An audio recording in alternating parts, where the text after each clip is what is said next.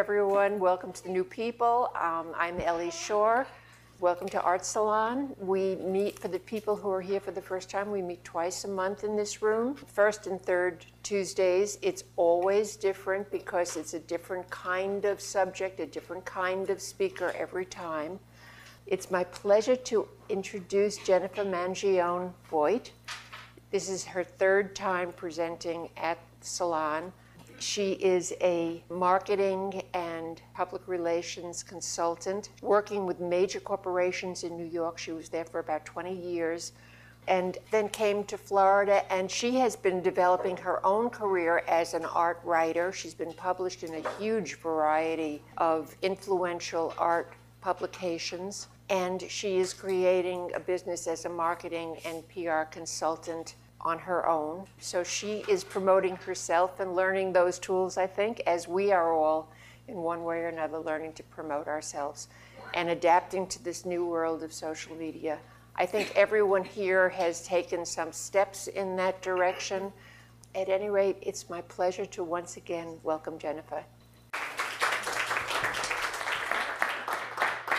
Thank you, Ellie. I love these salons. I love what Ellie has done, and it's always a pleasure to come here and to speak, and thank you to everyone for coming tonight. I incorporated this year, so I do have a company, JMV Media Group. I worked for 20 years in corporate marketing and public relations for like Fortune 500 companies and large nonprofit organizations, but prior to that, I had gotten a degree in art history and visual arts, and then fell into corporate marketing.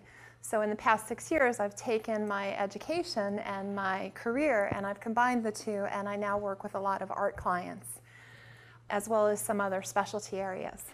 It's not easy to do a presentation like this because it's technology. And you never know when you're doing a presentation about technology what different people's levels are, you know, in terms of understanding the technology. So I approached it sort of from an advanced beginner standpoint. I tried to kind of cover some of the basics, so it is a little bit 101, so it might be a little redundant for some of you that know that, but I didn't know where everybody stood, so this is where we are now. Social media is not a trend anymore. Social media is the way people communicate now. It can't be ignored. You can't not be on Facebook. You can't not be on LinkedIn. If you happen to be one of the diehards that's like, oh, I'm never going to go on social media, I hope at the end of this presentation you will feel differently and you will be more positive about it.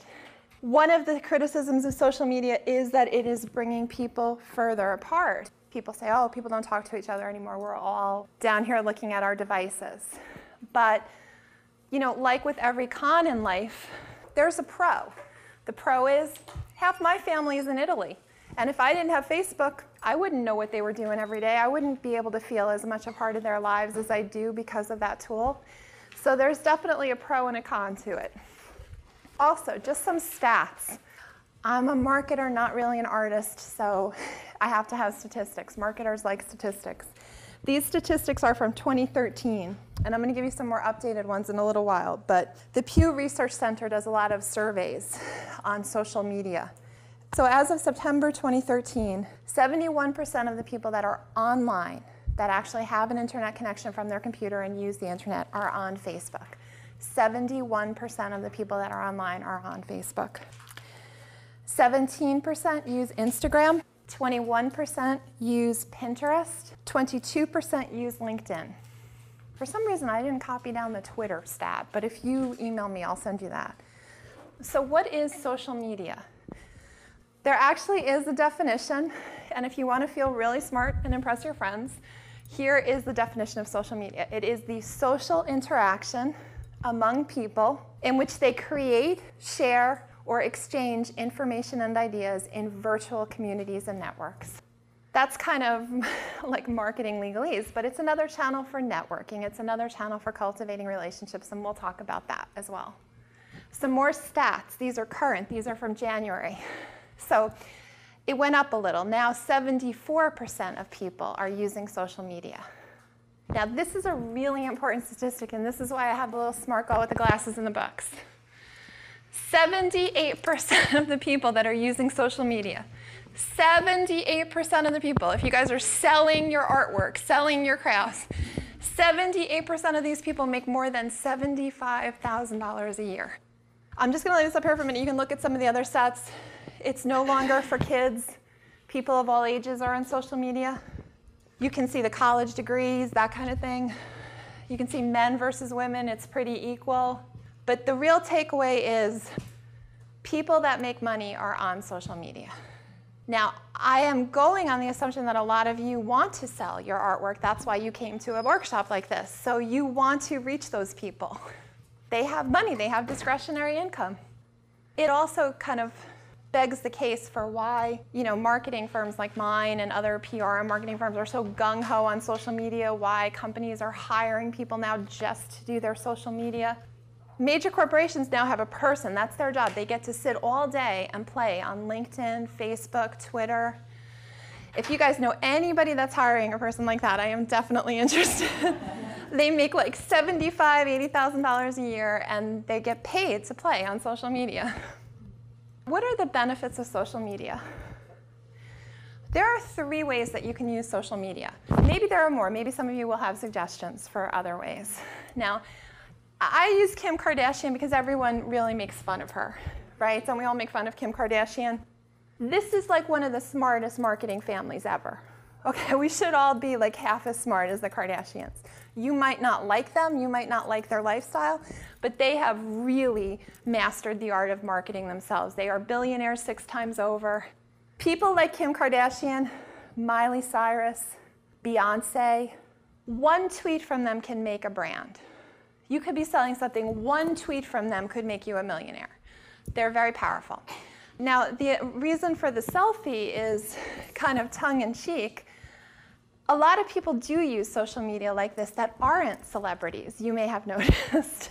There are a lot of people that are not Kim Kardashian that are posting like a gazillion selfies of themselves a day, and some of us don't like it. I'm not a big fan of multiple selfies. There's a lot of studies now that show that people that post a lot of selfies on social media, it's linked to narcissistic personality disorder. So you can use social media to promote yourself. And by yourself, I also mean your business or your brand, and we'll talk about that a little bit too. You can use social media to cultivate relationships. Relationships need nurturing, right? But we live in a very fast-paced, crazy world, and people are really busy, and if you have kids, you're twice as busy, and if you're running a business, you're twice as busy. So, there's like personal equity in clicking every once in a while on pictures of your friend's beautiful granddaughter. You build, there's a nice rapport that you build with people by paying attention to what they're doing on social media, stroking the friendship a little. You can also use social media to cultivate relationships with people that you don't know.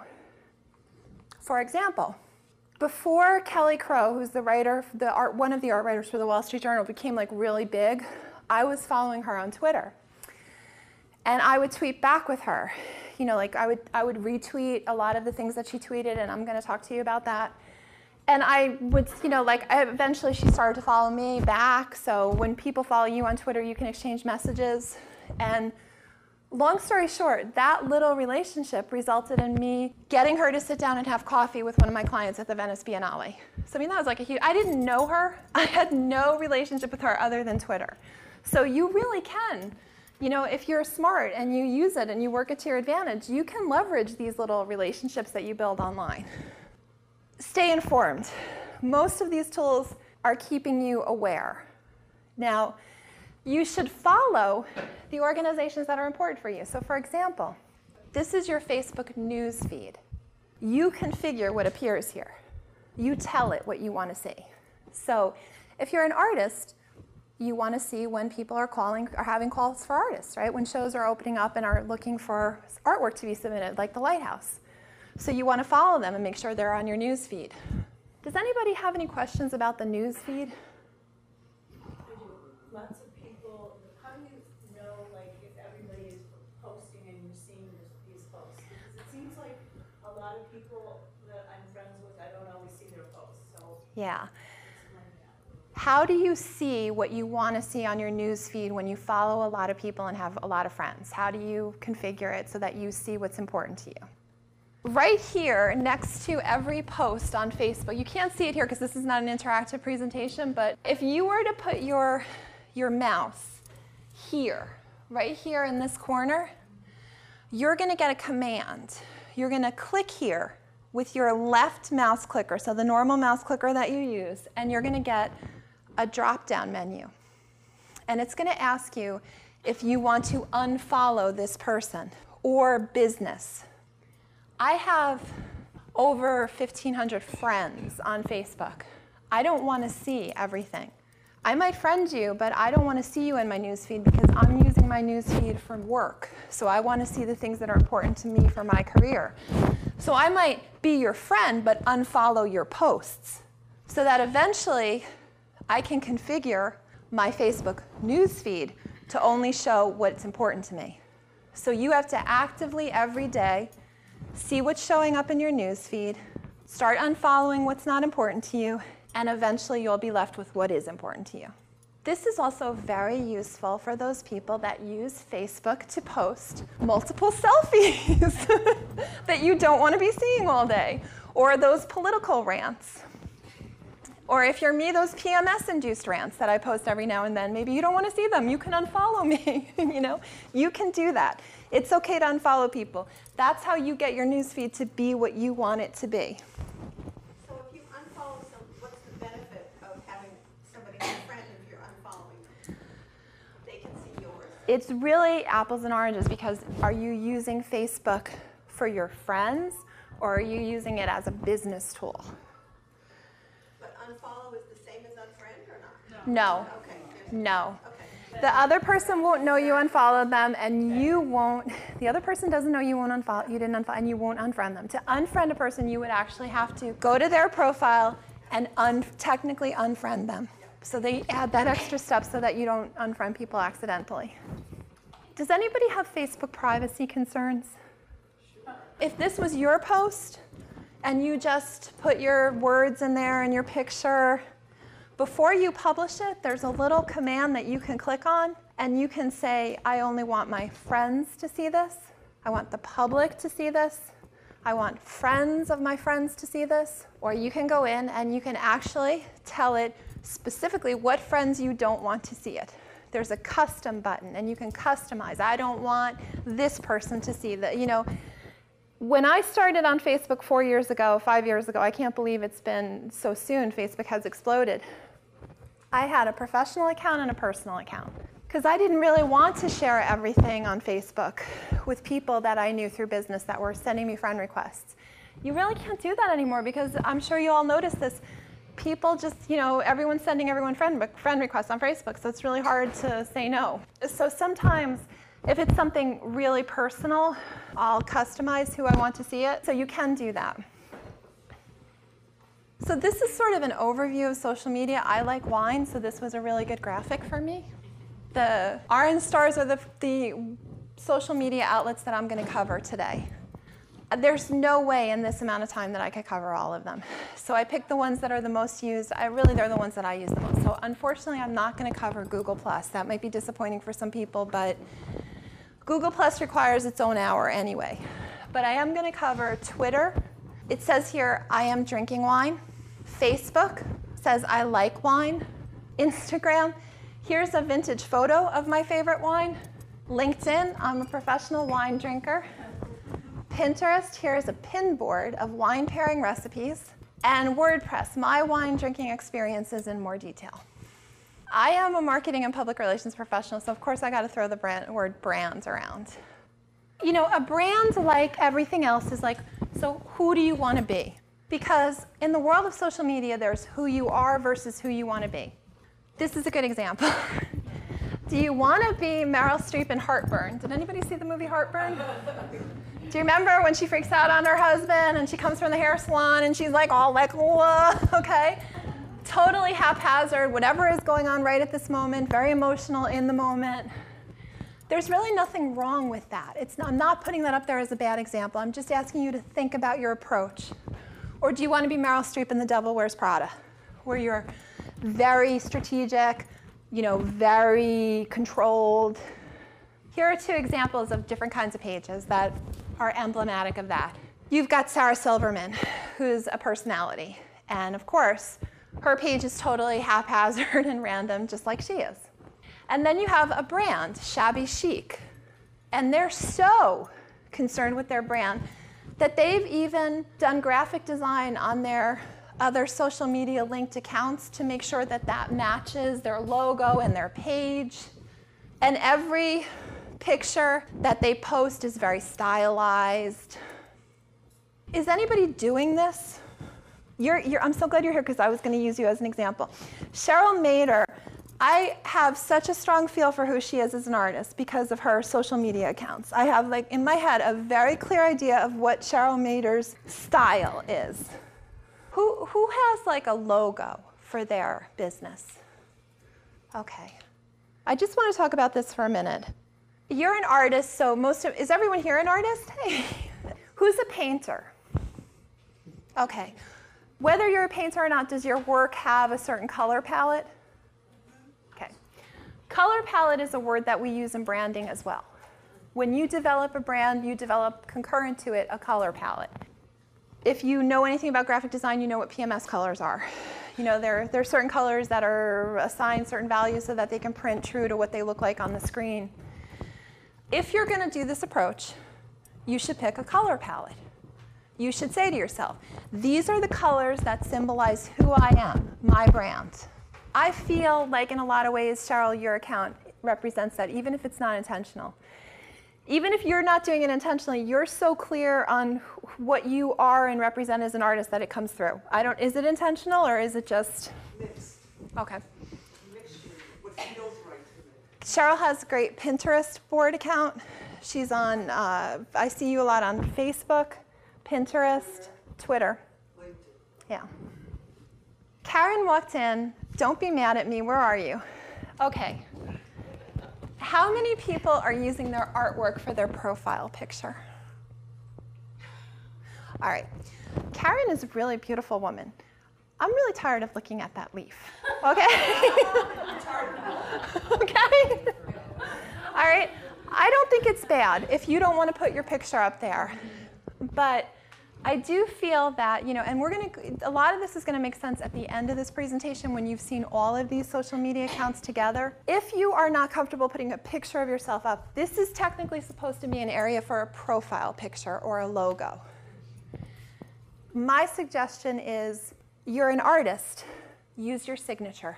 Take your color palette, put it in Photoshop, use a green that you use or a red that you use, draw your name, Karen Wagner, Katie Dietz, put your signature there. Make that your logo if you don't have a logo.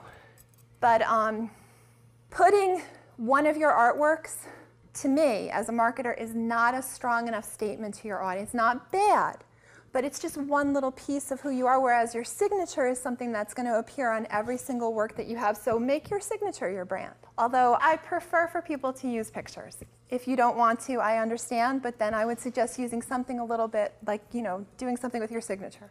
You can put your artwork in your cover image, and you should. How many people that are on Facebook know how to put a cover image up there? If you click up there in that image, and if you don't know how to do it, it's going to be blank for you. If you just click around up there, there's a little drop-down menu that's going to come down, and it's going to say upload a cover image. Okay? So you got to put your mouse up there. There are two kinds of people on social media. There are creators and curators. As of 2012, 46% of adult users of social media post original photos or videos that they themselves have created. We call them creators. My firm created, this is a project that my firm is working on. My graphic designer created this for me. This is original. This is something that somebody pilfered online, which is totally no problem doing that. But that's the difference between whether you're a creator or a curator. It shows that 56% of internet users do at least one, either creator or curating. 32% are doing both. So just by a show of hands, who's a creator? You can raise your hand twice. Who's a curator? Who's both? Go ahead. Okay, very good. All right, so I don't know your name, but in the red, what do your followers respond to more? One or the other or both? I think it's more stuff that I've Great.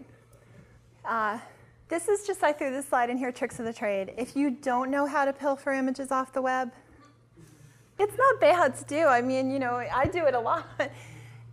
You know, here I use Bing. So you start up there with a search. I put in quotes about art. Then when they come up, which they came up here, you're going to click on images. Then from images, you're going to get this drop down.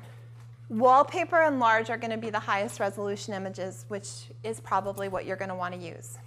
Any image with a width less than 500 pixels is not going to work well on social media, unless it's Instagram. But like Twitter, Facebook, you always want to do 500 pixels width or more. This is a free software tool called Snap-a-Shot. Does anybody use it? Just Google Snap-a-Shot. You can download it for free. It gives you the ability to snap a shot. So you can just make it bigger or smaller. You can fit it around the image. And then you would do save to file. And it will let you save it as a bitmap or a JPEG. All right. How many people are on Twitter? OK. You back there with the scarf, because I don't know people's names. I'm sorry. Do you go on Twitter every day? Just about, yeah. Do you post every day? No, but if I post to Instagram, I just like automatically post to Twitter. OK, you have them linked together. Instagram, then I'll post to Twitter. Maybe depends. Like I don't have as many followers on Twitter. OK. I have 2 Twitter accounts. I have a personal account and a business account. So I do that because my business page, which is this, is branded. This is my brand. That's my logo. That's the image that I chose. On this page, I want to establish my professional expertise. I want to tell people about what my firm is doing. So I'm going to post about my clients. Right now, I told you I'm working on a day to honor the artist Robert Indiana, so I'm posting about that. I specialize in art, healthcare, financial services, and Italian culture. So I mostly post about those industries. Or I'll post about something really helpful for people to learn about marketing. I follow a lot of boards and blogs that are about marketing and public relations, so I'll post something like that. Whereas on my personal page, I'm posting personal things. You know, I am a person, you know, and I say that with, there are people that, you know, you have to know how you want to approach social media. I have a personal approach to my business. It works for me. It's why my clients hire me. I post quotes. Sometimes I post about the fact that I'm a cancer survivor. Sometimes I share personal information. I'm very comfortable with that. You might not be. That's okay. It goes back to what I said before. Who do you want to be? How do you want to approach social media? You have to decide what works for you. Different people have different personality. Their personality is going to come through in social media. However, because I am a business person and I'm promoting my business, I do keep my business page professional because there are people that are going to go here that might not know me. And I want them to see that I'm competent, professional, you know, the expertise that I have. But if you go to my personal account, which I do link to here because I think it's important, in my industry, when you're a publicist, you know, it's good. People see JMV. There's a person behind it, obviously. So you can link. I link back and forth between the two. I send people from different accounts. You know, I send my personal account to my business page to my personal account. You can do that too if you want. You can create a page for your business, a personal page, link back and forth. Who knows what a hashtag is? OK, so in the back with the blonde hair, next to the girl with the scarf. What's an example of a hashtag you use the most? Oh, okay. And the woman there with the blonde, I'm sorry. Be creative. Okay, that's a nice one. That's really nice. Anybody else have any other? Cheryl? Art of living. Art of living. I like that. A hashtag is the # and a word or a phrase. In this case, it says # Hope Day. Marketers and publicists like myself create custom hashtags just for an event or a client project. Because when you search on that hashtag, you're only going to see, if we've been clever and creative enough. I have a partner I have actually 3 other marketing partners on this project. So there's an SEO firm. They thought they were so clever, they picked Hope Day. Well, you know what? Hope Day is someone's name. We couldn't get Facebook because there's a Hope Day. We couldn't get the URL on Facebook. We couldn't get it on Twitter. But we're stuck with this hashtag, but we used a different handle. Your handle is, when you look at Twitter, your customized URL uses your handle. Does anybody know what that is? Okay, a customized URL or a user-friendly URL is www.twitter.com. That's your domain name. / Indiana Hope Day is your handle. Indiana Hope Day, as opposed to your hashtag. So the @ sign shows people this is your account, Indiana Hope Day. The # sign says it's a hashtag, it's a search term. So a hashtag is a search term, whereas your handle is the actual account itself. When you're marketing yourself, a product, whatever the case may be, you want to pick a handle that you can get on Twitter, Facebook, LinkedIn, Pinterest, Instagram. You want it to be the same, because that's consistent. So you want, we picked Indiana Hope Day because we could get that on Facebook, we could get it on Twitter, we could get it on Pinterest, not LinkedIn. I'll explain the difference later. So ideally, you want your name as an artist, right? Well, you may not be able to get your name because you might have a name that other people have. So Karen uses something I like very much, Karen Wagner of Fine Art. In fact, if you're an artist, that's what I recommend. Your name, Fine Art. So it sounds like you're like a company, which in some cases you are, right? So I think I covered everything on Twitter. I'm like breezing through these because it's so hard to do a presentation like this and go in depth on anything. So I want you to stop me if you don't understand or you want me to expand on something. I have a question about when you say get it on Facebook and Twitter, what do you mean by that? The first thing you want to do before you set up your social media accounts, like when you're at the beginning and you're getting ready, is you want to search www.instagram.com / my name, Fine Art. Is it available? Then do it on Pinterest, then do it on Twitter, then do it on Facebook. And then okay, I can use this, I can move forward and I'll have consistency, because it just makes life so much easier when you're marketing something, because you can just say, my handle on everything is Indiana Hope Day. My handle on everything is JMV Media Group. So just for those of you that have kids, yeah, I don't think, do kids talk to each other anymore, Karen? Is this how you know what your kids are doing? Do you who has kids? And who follows what they do on social media? Okay. Say that again? I said my kids don't have social media. Because you don't let them, or they just are not interested? I don't let them. How old are they? Just curious. 10 and 6. Okay. Does anybody think there should be a cutoff age for when when do you think it would be good for them to go on social media? My daughter's 11, she's on it. Okay, so 11. Do you, when they graduate high school, you're going to... Okay. All right, but I put this slide up here to make a point, not just about how funny kids are today, because they are. And it's so funny when you're anywhere with kids now. They don't even talk, they're just all like this, right? Anywhere that I go where there's kids, they're just all sitting there. And adults. Right? And adults too, you're absolutely right. You're absolutely right. But remember that social media is an information tool. So following people's tweets is beneficial to you as an artist. Who follows other people's tweets and who do you follow? Cindy, is there a person that you, no, okay.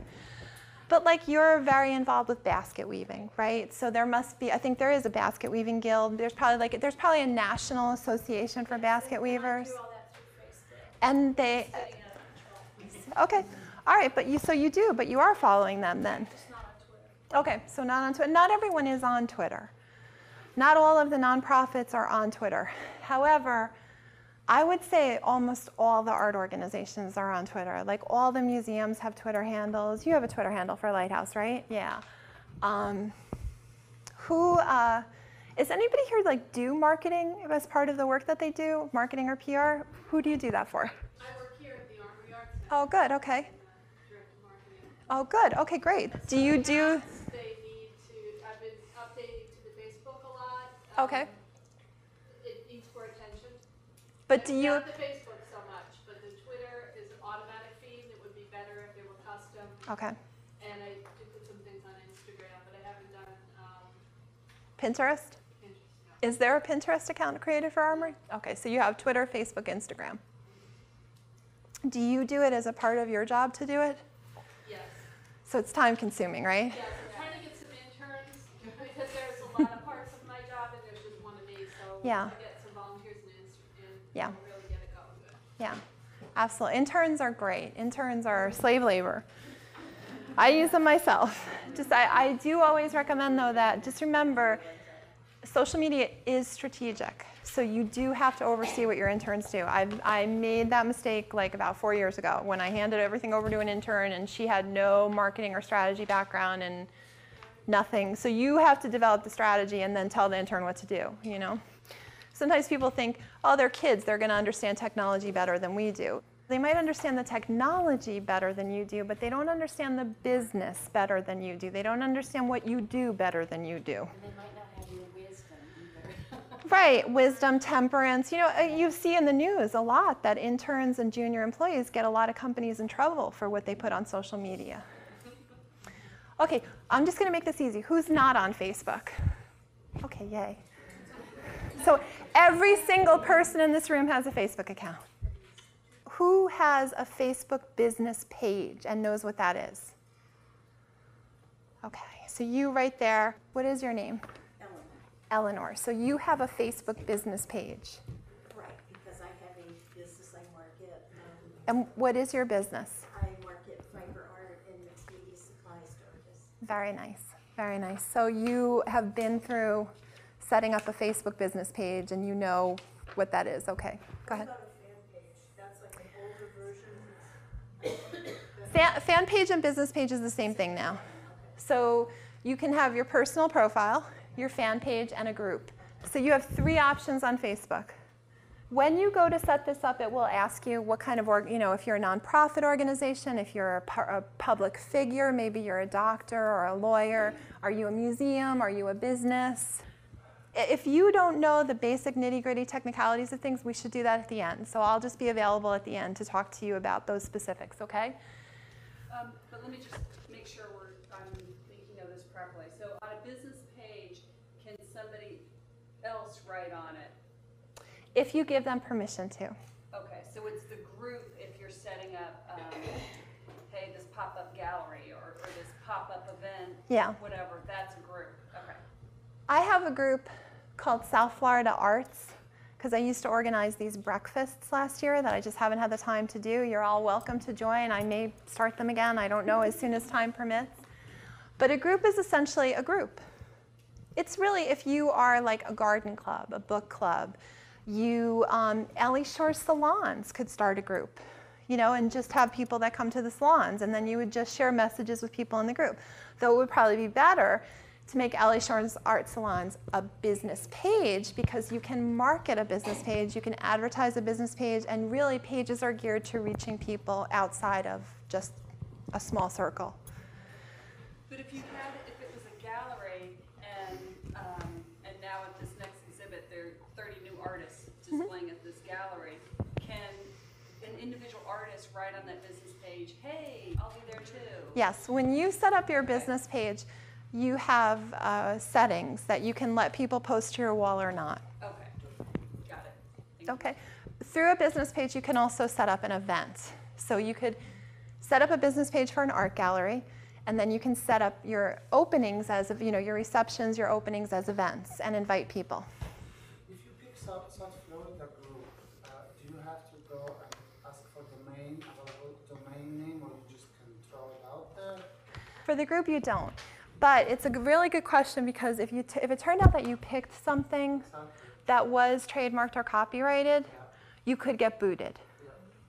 You might get a message from Facebook or Twitter saying, we need you to relinquish this handle because it's trademarked by somebody. If you created the South Florida group, you were checking if this is domain copyright? I didn't because I don't really, that name is not really important to me. If they booted me, I would just name it something else. Oh, okay. I would just change the name. I wasn't really trying to brand that or make it like an organ. It was just like, what can I call this? And South Florida artist breakfast meeting by the ocean sounded too long. I know, but sometimes you run this for a year or two, you have lots of followers. Yeah. And it's a bummer to just Yeah. get booted, right? So, It's such a good question. As a marketer, I've been on the opposite side of that where I've actually had to write to Twitter and get lawyers involved because I had a client that owned the trademark to a name and we had to boot somebody off the handle. So yeah, if you infringe on someone's trademark, they're going to make you relinquish it. If you're really married to a name, you definitely want to do a trademark search. If you Google United States PTO, Patent Trademark Organization, USPTO, you can do trademark searches. USPTO.gov, I think it is. And you can see if somebody has trademarked a name. All right, anybody have any questions on Facebook, Twitter? Go ahead. I have 2 business pages and a personal profile. And is there a way to combine? Yes, There is. there is absolutely a way to combine. Go to Facebook Help, Okay. type in, how do I combine my 2 pages? It will take you to a form where you will send Facebook a note asking them to bring 2 pages together for you. It takes them a little while, but as long as you own both pages and you can show, you have to show them which one you want to be the master page, and they'll merge the other one in there. Yeah. Someone asked me earlier how many business pages you can have. You can have as many business pages as you want. As far as I know, Facebook doesn't limit. You can also follow as many pages as you want. So, There's a charge, right, for certain there is a charge for advertising, and I was just going to cover that. Say you have your business page and you want to get more followers. Who wants to just make a suggestion? You just started your page. How do you get followers, Katie? You invite your friends. Okay. Your first line of defense are all your friends. You're going to ask all your friends. And there's actually a function when you create a business page, it'll say invite your friends, and it'll let you invite all your friends. What else? You can put the Facebook icon, Facebook, Twitter, LinkedIn on your website. Link it to your Facebook. You can put Facebook, Twitter. You can put all the icons for social media at the bottom of your business cards. And if you have one handle, then it's easier, because then you just put the handle and all the icons to show people where you are. Or you can do, if you are fortunate and art is purely a hobby for you and you are so lucky because you have a husband who makes a really good living, or you have a wife who makes a really good living, and you have a lot of time and money, or you don't even have money, you can sit all day and build your Facebook page just by asking for reciprocal arrangements. You can go to every artist you can say, if I promote your page, will you promote mine? I'm going to talk about that a little bit more too when I get to blogging. You don't have to spend money. I have a friend who's very fortunate. Her husband is she's able to stay home. And she had a cooking blog and was able to grow it to 15,000 followers just by spending the whole day on Facebook and blog her and all these sites. You can do that if you have the time. So I guess the message there is find a sugar daddy or a sugar mommy. And you're like anything else in Palm Beach.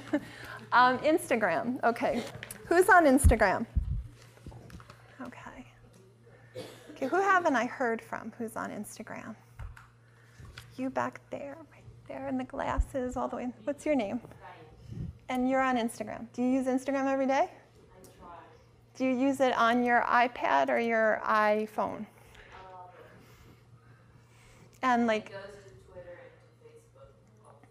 and to Facebook. okay. So that I don't have to multiple. Instagram is kind of like scrapbooking. You take your experiences. Now I'm using my business page here because, again, you can use it personally and professionally. So you can do what I did here, events that I've worked on, things that I've done for my company, my lunch, because I really liked this restaurant and I wanted to give them a good plug. My personal account has things that are a lot more personal. You have to decide how you want to use it and how personal or impersonal you want it to be. One thing that I would recommend is if you're an artist and you are serious about selling your art and serious about branding yourself and taking it to the next level, the art world is on Instagram. All of the important art critics are on Instagram, all the museums are on Instagram, all the galleries are on Instagram. People are now using Instagram the most. In fact, the art world probably uses Instagram more than any other social media site. Instagram and Pinterest are really fun. They're really fun. I would recommend, if you don't have unlimited financial resources, that you say to yourself, 8 o'clock to 9 o'clock in the morning is going to be my social media time. Because it can consume your day. And remember, your time is your money. So if you're spending time on social media, that's time you're not using making a living. Every single important art, every single person or institution that's important in the art world is on Instagram. If you're really interested in like blue chip art, you know, like major museums, major galleries, open an Instagram account. Who's on Instagram? Who's not on Instagram? Just remind me, who's not on Instagram? Okay, why are you not on Instagram? I just haven't had the time. What I recommend for Instagram is, remember what I talked about earlier with branding. What is your approach going to be? If you're going to go with a branded approach, whenever you post a picture, it asks you for filters. You may want to pick 1 or 2 at the most that you use so that you have a consistent look for the things that you're posting. Pictures that are taken in natural light work the best on Instagram. Let's see how this is taken like next to a window. They look the best, they get the best responses. It's kind of like the nature of what the trend is now. It's just people are taking pictures in natural light, even if they're not of food. Like the person I know who has the most beautiful art studio that I've ever seen is Karen. You should be taking pictures of your studio. You're not selling your studio, but you're selling your image. You're selling your image as an artist. And pictures of your studio with those beautiful windows and the colors and it creates an image. You know, you're creating a persona. What is Instagram for? Is it for putting pictures of your art on it, or is it for just kind of connecting again, like with Facebook or Twitter or? All of these tools, and I'm going to try to bring it all together in the end, they're all branding tools. You either are going to be who you are, or you're going to create a persona for yourself. But you have to understand what your goals are. So you say to me, what is Instagram? What does it do? Well, what's your goal for it? If you were to start using Instagram tomorrow, what would you want the outcome to be of spending the time in this? To get more people interested in my art. Okay, all right. So your Instagram should be like an image branded account. You should create a persona for yourself, a persona for your art, a brand, pictures of your studio, pictures from receptions for exhibitions, pictures from tomorrow night's Equilibrium presentation. You want people to not just know about your art, but remember artists like chefs now are you have a persona. You're not just your paintings, you're the person behind. You can't depersonalize art. There's no way. If you're making t-shirts, you can depersonalize that, but if you're an artist, you can't really separate yourself from your work. For someone like me, I have a business, so I separate my business from I have an account for JMV, but then I have an account for me too, just me personally. My personal account is just for fun. I don't care. I'm not trying to make money off of it. I have an Instagram account for my business because you have to in my profession, but it's like almost 50% sure that I probably wouldn't get clients from this because my business is word of mouth. Your business is not word of mouth as an artist. You could potentially post an image on Instagram that could catch somebody's attention. They could click on a link to Etsy that you attach to it, and they could buy something of yours. So where do Etsy and the e-commerce sites come in? I was going to talk about this too because I'm going to move to Pinterest. When you pin or post on Instagram or Pinterest, these are visual sites, so they're a little different than Twitter and Facebook. You're going to pin a picture on Instagram and Twitter. You want a link. You want a link to your Etsy page. You want a link to if you have who has an e-commerce component on their website? Who's selling work online? Okay, you want a link to that. This is mine. It's mostly Italian culture and stuff. So but if this was a painting, you would link this image to your Etsy and sell it. That's how you drive traffic to e-commerce and make sales online. So who's on Pinterest? I have a question. Would Pinterest be only those things you want to sell and Instagram? No, you can do it on both. You can link to websites from both Instagram and Pinterest. The audiences are different. That's all I can say. They're not essentially that different in and of themselves. Both are sites where you post pictures too. The art world is more heavy on Instagram. The design world is more heavy on Pinterest. So going back to Cheryl Mader, Cheryl markets her work because she has a company called Garden House, and she markets to interior designers. That is an industry that is heavily using Pinterest. Most of the major design houses, designers, design firms are using Pinterest. Pinterest is an amazing tool for creative people. Who uses it pretty actively? That surprises me because if those of you that were in here turned around, you'd see that nobody raised their hand, but we're sitting in a room full of artists. It's an amazing resource for ideas. It's kind of a relaxation tool too. You know, you can just sit there and pin. Like, what do you like? Yeah. I like all of this, and I'm going to post it all on my Pinterest page. Yes.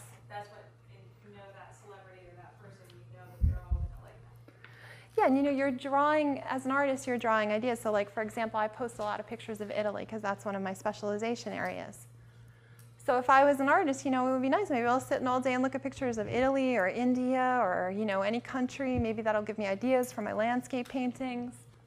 As a marketing tool for artists, if you are selling work online and you are looking for that customer that shops at Etsy, that shops at e-commerce, that's looking for a painting for their living room, you should be on Pinterest. Your work should be on Pinterest because you have an opportunity on Pinterest. Every time you pin something, it goes on a master board that is potentially seen by all of the Pinterest users.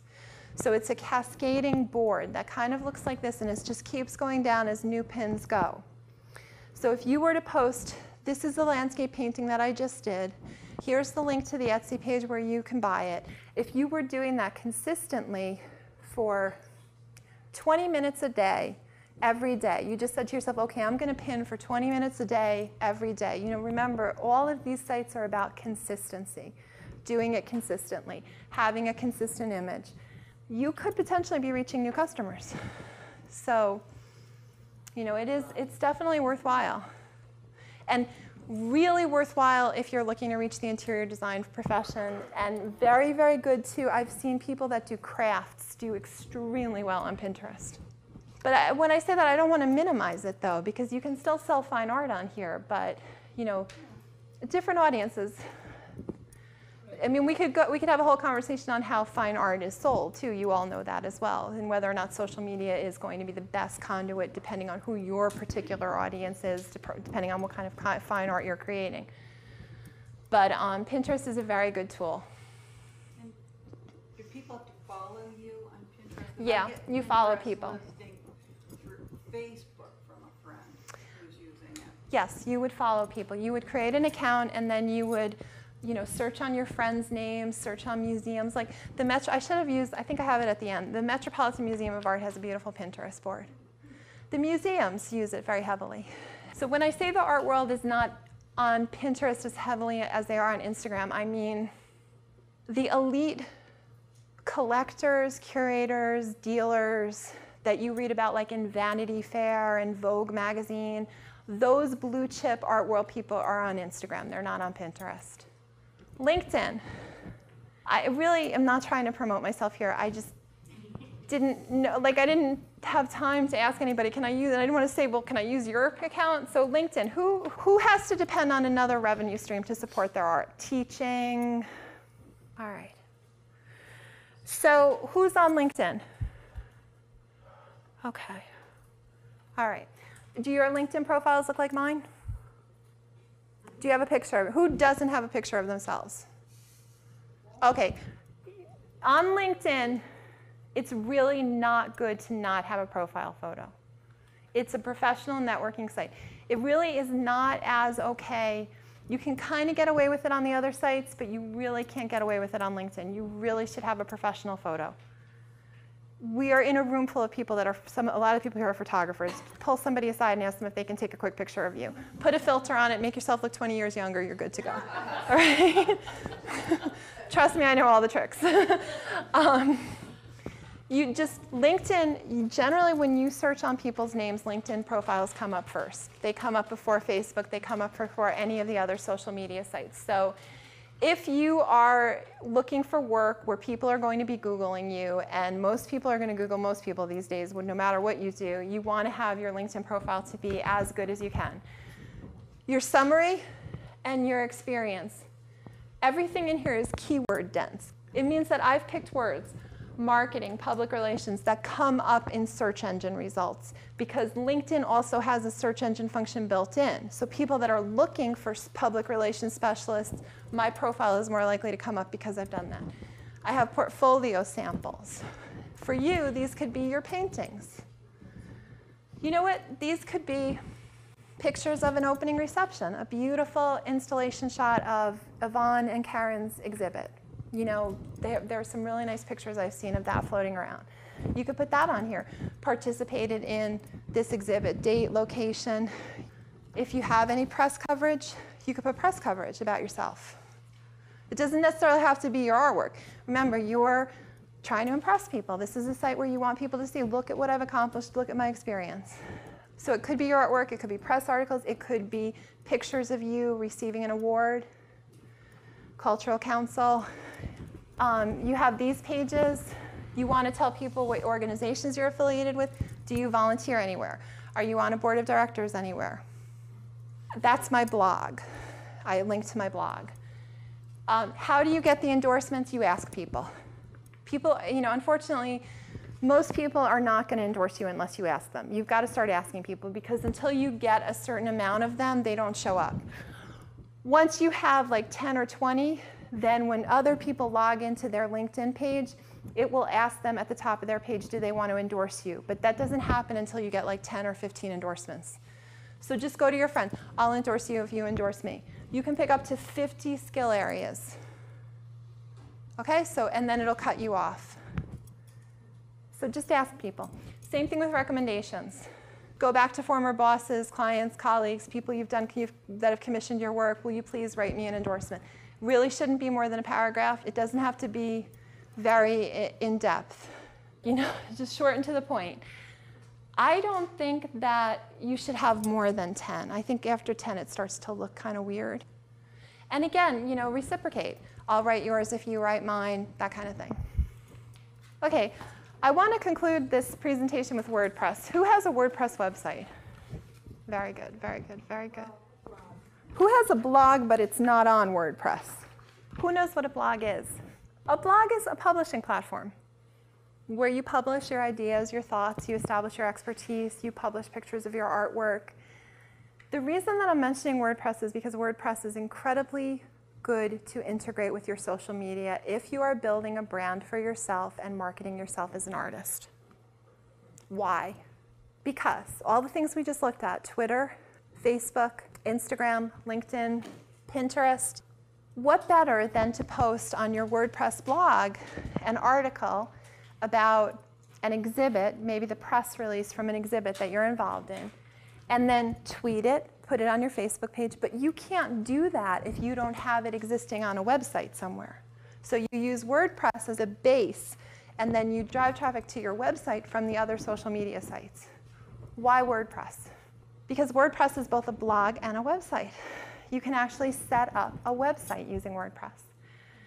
There are two things to know about WordPress. There are two kinds of WordPress. Can somebody tell me what the difference is? Go ahead. There's WordPress.org and WordPress.com. And what's the difference?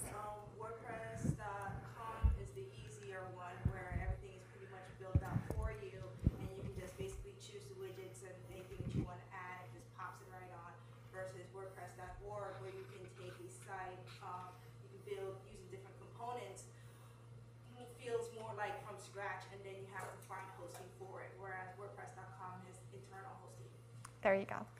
So WordPress.com is free, and everything else she just said. You can go to WordPress.com, you can set up an account for yourself, and you can start blogging for free. The graphic display on a blog, a WordPress blog, is called your theme. The themes are either paid or free. If you go to WordPress.com and you set up your blog, you will have an option for a lot of free themes. This is a free theme. This is a .com site.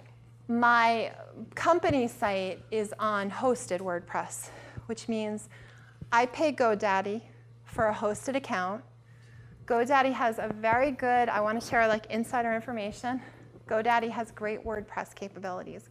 GoDaddy has a program now where you can get like 5 hosted WordPress accounts for like $120 a year if you want to have multiple sites. I think I just have one. I think I pay like $50 a year for it. So they're very user-friendly. If you have a site that's not going to get a lot of traffic, you can get a really affordable server space on GoDaddy. If you were to create a WordPress.com blog, and then you eventually decide to create a WordPress.org site, you can migrate the content from one to the other. When you set up a WordPress.org, if you were to use WordPress.org, You would set up a hosting account. You would go in through, let's just say for GoDaddy, for example. You would go to GoDaddy. You would download free WordPress.org software. So it would install WordPress on your host account. Then you would go and you would either pay for a theme package or you would find a theme package, and you would install that on top of the WordPress. And then you have a graphic look and feel for your site. Then you would configure your site so that you have web pages, about me, my portfolio, my exhibits, blah, blah, blah. But then you can integrate the blog functionality into it. You can email me. At the end, I'm going to give you contact information if you want more information on this.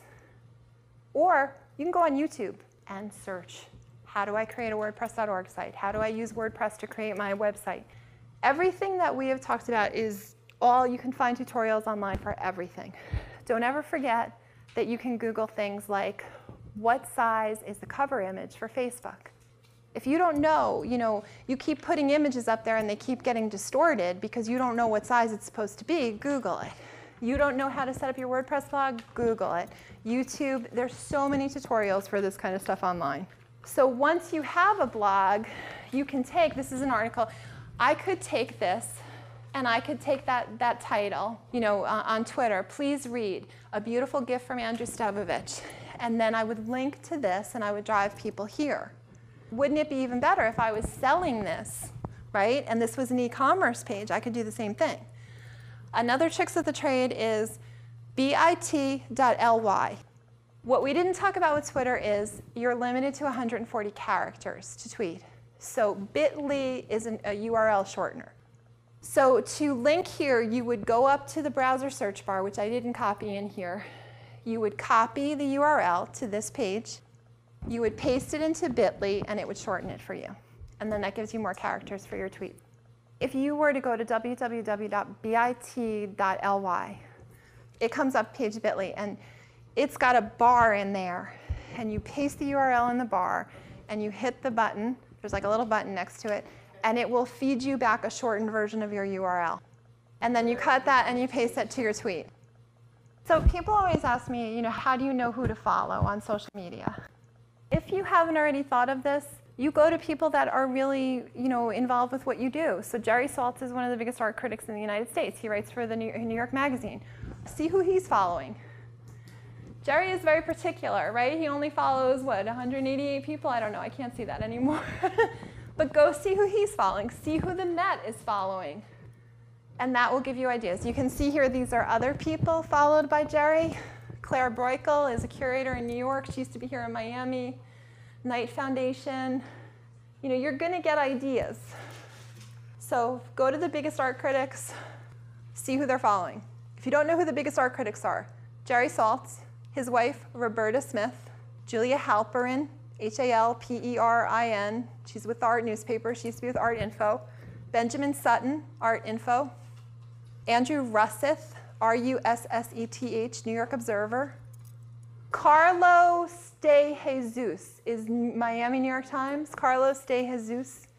Carlos Suarez, Suarez, de Jesus. Ann Tschida, Tschida, also Miami Herald. So those are the two big art writers in Miami. In Palm Beach, you have Katie Dietz, Jenifer Mangione Vogt, Scott Simmons. Jan Sostrom. Oh, John. Okay, Jan Sostrom, Palm Beach Daily News. Jane Federley, also Palm Beach Daily News. Federley, Fetterly. Now, not all these people, and unfortunately, not all the local people have Twitter. The more well-known art critics are more likely to have Twitter. Sometimes the local art critics don't have Twitter, unfortunately. Yes. Someone's Twitter that I like a lot that would be really beneficial to all of you as artists, Jenifer Pfaff, Pfaff. She writes for Palm Beach Illustrated. She's a doll, and her handle is Miss Pfaff, Pfaff. Greg Stepanich, New Palm Beach Arts Paper. Gretel Sarmiento is also. John Thomason, Thomason, Boca Magazine. Larry Aidlet, editor for Palm Beach Post. This is a social media campaign that I've just launched for a client. So I wanted to show you how it's branded across all the channels. So see, everything looks the same, everything's consistent. I didn't show you all the accounts, but it's on everything. So the handle is Indiana Hope Day. It's on Instagram, it's on Facebook, it's on Twitter. This is very exciting. This is to commemorate Robert Indiana's 86th birthday, which is September 13th, International Hope Day. He's the same artist that did the love sign that everyone knows. Did you know that the Beatles song, All You Need Is Love, was inspired by that? Just a little funny to leave you with. And this is how you can reach me if you have any questions. Go forth and tweet.